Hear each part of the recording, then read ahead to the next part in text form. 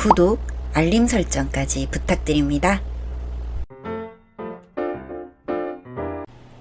오늘도 우리 사는 이야기 찾아주셔서 감사합니다. 사연자분이 보내주신 이야기 시작해볼게요. 전 30대 후반의 여성입니다. 전 대학 졸업 후 5년간 연애를 한 남자와 결혼을 하려고 했으나 시댁의 강한 반대로 파혼을 하게 되었습니다. 그 이유는 저희 집안이 볼 게 없다는 이유였어요.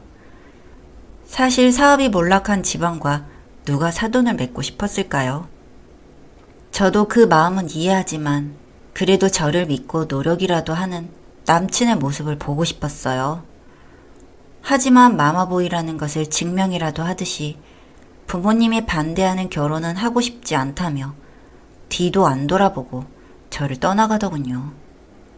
정말 마음이 아파서 한동안은 이성과는 눈도 안 마주칠 정도로 괴로웠어요.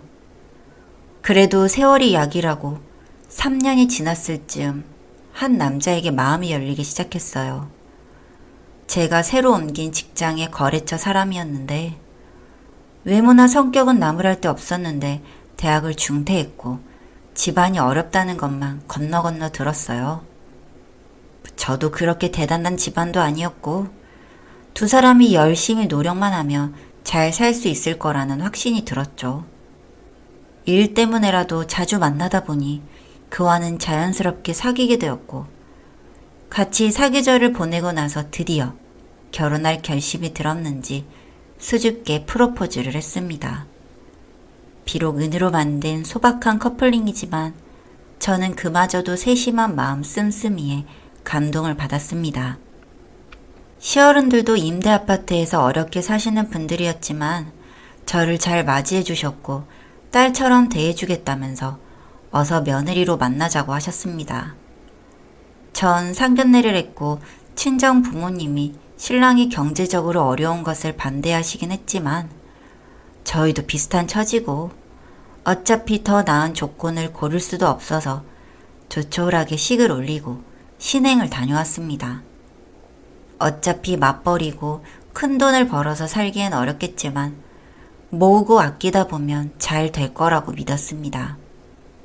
그런데 예기치 않은 일이 벌어지고 말았습니다. 시댁에 매달 100만 원씩 용돈을 드려야 한다는 겁니다. 미리 얘기를 했으면 마음의 각오라도 하겠지만 정말 천청병력 같은 일이었습니다.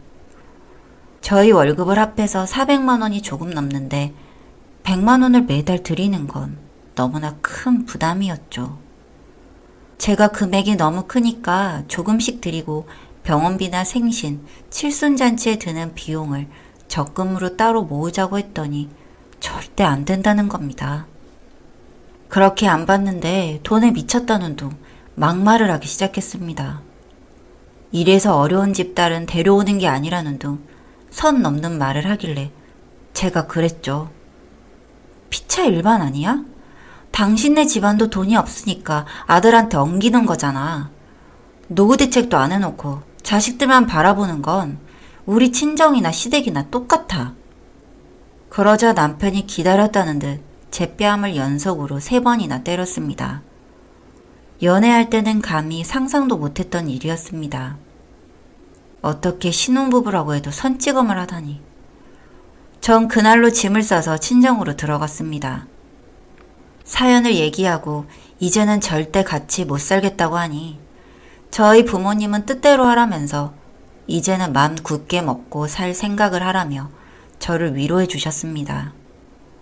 남편은 아무 연락도 없고 저를 찾아오지 않았고 그렇게 한 달여가 지났습니다. 그런데 우연한 일로 직장 건강검진을 하는데 제가 임신을 하는 겁니다. 허니문 베이비였던 거죠. 임신 3개월이라는데 정말 괴로웠습니다. 임신이라고 붙잡기엔 관계가 너무 나빴고 그렇다고 낙태수술을 받자니 양심에 꺼려졌습니다. 저도 사람인지라 친정 부모님께 의논을 드렸고 남편을 만나보기로 했습니다. 그런데 기대가 컸는지 남편은 아기를 낳을 생각이 없다는 겁니다. 낳아도 지금은 아니라면서 낙태를 하든 마음대로 하라고 하며 자리를 떴습니다. 전 정말 하늘이 무너진 느낌이었고 결혼한 지 반년도 안 돼서 별거를 시작했죠. 4개월이 다 되어 입덧도 시작하는데 차마 아이를 지울 수는 없었습니다. 고민 끝에 친정에서 지내며 재택근무를 시작했습니다. 회사에는 휴직을 하고 친구가 소재해준 일감을 받아서 집에서 일을 할 수 있었습니다. 그러던 어느 날 시어른들에게 연락이 왔습니다. 잠깐 만나자면서 저에게 아이를 낳을 거면 합치고 아닐 거면 낳지 말라는 겁니다. 아들 앞길 막을까봐 걱정이 되셨던 거죠. 전 합칠 생각은 없으니 염려 말라고 말씀을 드리고 눈물을 삼키며 친정으로 왔습니다. 임신 중기가 지나고 나서야 남편에게 연락이 왔습니다. 자기가 다 잘못했다면서 아이를 위해서도 부부가 있는 게 낫지 않겠냐며 진심으로 사과를 하는데 마음이 흔들렸습니다. 결국 한 달여 동안 고민을 한 끝에 양가 부모의 허락을 받고서 다시 신혼집으로 들어가 2달 후 아들을 낳았습니다. 건강한 아들을 낳고서 전 한없이 눈물을 흘렸습니다. 만감이 교차하는 감정이 저를 그렇게 슬프게 만들더군요. 남편은 아이가 돌이 지날 때까지 양육을 도와주며 세상 어디에도 없는 자상한 아빠로 변해 있었습니다. 외식을 하러 가도 저 대신 아이를 봐주며 먼저 먹길 권했죠. 정말 믿을 수 없는 일이었습니다. 다시 합치면 서로의 합의하에 시댁에 용돈을 50만 원씩 보내는 것으로 무마가 되었지만 전 여전히 마음 한구석이 찜찜했습니다. 아이가 돌이 되면서 전 아기를 맡기고 다시 복직을 하게 되었습니다. 그나마 22평 전셋집이라도 있으니 숨은 쉬고 살았지만 얼른 집장만을 하는 게 목표 1순위였습니다. 그렇게 모든 불행이 끝나는 줄 알았는데 친정아버지가 폐암 진단을 받으시면서 전 정말 절망했습니다.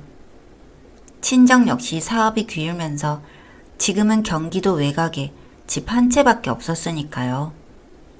집이 어려워지면서 보험도 다 정리하셨고 노령연금 외에는 수입이 없었습니다. 엄마가 가끔 식당에 가서 알바를 하시긴 했지만 그마저도 손목에 염증이 생겨 일이 끊긴 지 오래되었으니까요. 외동딸이었던 제가 치료비를 정기적으로 부담할 수밖에 없는 현실이었습니다. 한 번도 시댁에 돈 보낸 일로 뭐라고 한 적 없었는데 남편은 정기적으로 보내는 건 안 된다는 겁니다. 안 그래도 베이비시터를 쓰고 있고 전세자금 대출도 갚고 있는데 매달 양가에 50만 원을 보내는 건 무리라며 저를 현실 파악 못한다면서 비난을 하는 겁니다. 전 지옥이 다시 찾아온 것처럼 괴로웠습니다. 그래도 꾹 참고 아버지 간병을 하면서 아들을 키웠습니다. 어쩔 수 없이 어린이집 시간 연장반에 넣어 밤에 데려오는 것을 반복할 수밖에 없었고 아이가 아파도 울어도 맡겨야만 했습니다. 결국 시간이 지나면서 제 월급은 고스란히 아이와 아버지 간병을 하는데 돈이 들어갔습니다. 그러면서 남편이 점점 귀가 시간이 늦어졌습니다. 각오는 했지만 뭔가 이건 아니다 싶었습니다. 생각지 않게 아버지의 투병은 길어졌고 저나 어머니는 지쳐서 쓰러지기 일부 직전이었습니다. 무려 2년간 진이 빠지도록 간병을 했건만 병세는 나아지지 않고 오히려 전이 되었다는 시한부 선고를 들었죠. 그 후로 남편은 다시는 아버지의 병원에 오지 않았습니다. 결국 요양병원에 계시다 돌아가셨는데 장례식에 얼굴만 비출 뿐 저에게 그 어떤 위로나 한마디 따뜻한 말도 없었죠. 그때 눈치를 챘어야 했는데 전 남편의 마음이 돌아온 줄 착각을 했던 겁니다. 거래처에서 일을 했기에 제 직장에서 들려오는 소문도 황당하기 그지없었습니다. 제 밑에서 일하던 사원이 절 불러 밥을 사주면서 가족관계 증명서를 떼보라는 겁니다.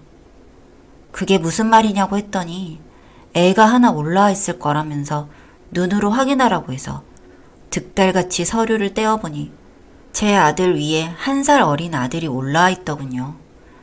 전 누군지도 몰랐고 둘 사이에 협의라는 건 없었습니다. 남편을 불러 따지니 아는 형이 죽어서 불쌍해서 받아들인 아들이고 이제 너와는 살 생각이 없으니 따지지 말고 헤어지자는 겁니다. 그때 결심했죠. 더 이상의 미래는 없다는 것을요. 제가 아버지 간병을 할 때 상간녀 사이에서 나왔다고 절대 말 못한 거죠. 재산을 한 푼도 주지 않으려 하면서 협의 인호를 못하겠다고 해서 전 이를 악물고 이혼 소송을 해서 이겼습니다. 위자료와 재산 분할을 받았고 벌써 3살이나 되는 아들을 키우기 위해 친정에 들어갔습니다. 양육비를 매달 70만 원씩 지급하라는 판결을 받고도 남편은 단 한 번도 양육비를 주지 않았습니다. 상간녀와 동거하면서 하하호호 먹고 살았으니까요. 전 피가 거꾸로 솟는 것 같아 참을 수가 없었습니다. 양육비를 강제로 압류하도록 법원에서 허가를 받고 매달 필요한 돈을 입금받았습니다. 한동안은 제게 욕을 하면서 죽여버리겠다고 악담을 하더니 아이 하나를 더 낳고 상간녀와 재혼을 하겠다는 소식을 들었습니다. 저에게 돈을 주지 않으려 했던 이유도 새살림을 차리려는 의도였죠. 그래도 신은 살아있었는지 결혼식에 가는 날 남편은 사중 추돌 교통사고로 사망했습니다. 상간녀는 아이 둘을 버리고 떠나버렸고 그 애들은 조부모인 시댁에 맡겨졌다고 들었습니다. 자전거를 타다 다쳐서 응급실에 갔는데 남편의 아이들이 아니라는 검진 결과를 듣고 두 분 다 혼절까지 하셨다는 것을 듣고는 이제 아무 소식이 없습니다. 전 인과응보라는 것을 믿습니다. 저는 제 아들을 열심히 키우고 사별하신 아픔을 갖고 사시는 엄마와 행복하게 살 것입니다. 긴 글 읽어주셔서 감사드립니다. 사연은 여기까지였고요. 우리 사는 이야기 시청해주셔서 감사합니다.